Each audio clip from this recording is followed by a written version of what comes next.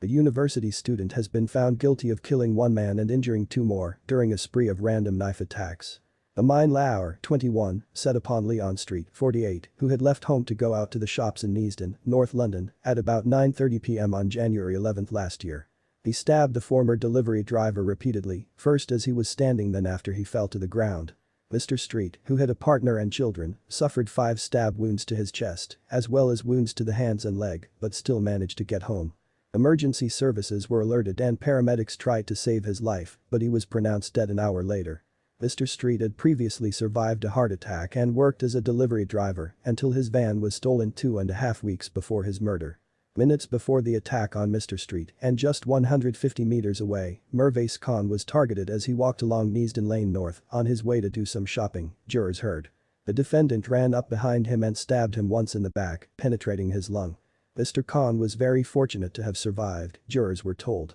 The third stabbing was carried out 6 days later, on the morning of Sunday, January 17, 2021. Little Karania had gone out to buy breakfast and was passing the exact spot where Mr. Khan was attacked. He was also caught unawares, with his attacker running up and stabbing him in the back, the court heard.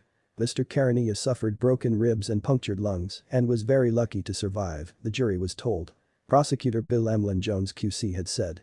In each case, the victim appears to have been chosen completely at random. The victims did not know each other and they were not connected to each other in any way. The only thing they appear to have had in common is that they happened to be walking along the same stretch of Neasden Lane North at the time when they were attacked.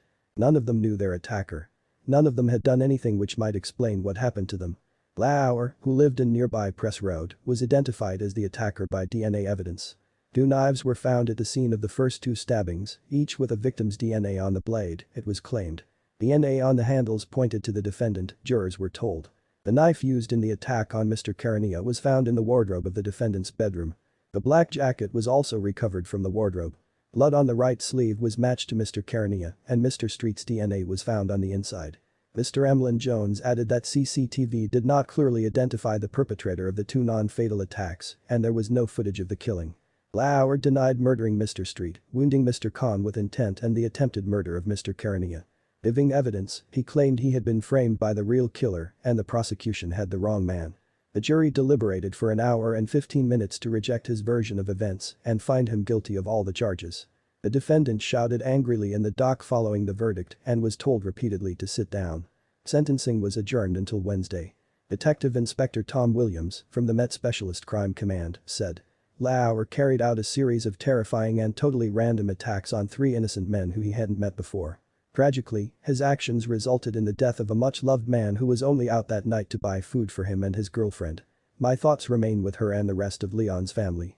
I would also like to praise the bravery of the 2 other victims in this case, who have supported our investigation while they continue to deal with the consequences of what happened to them.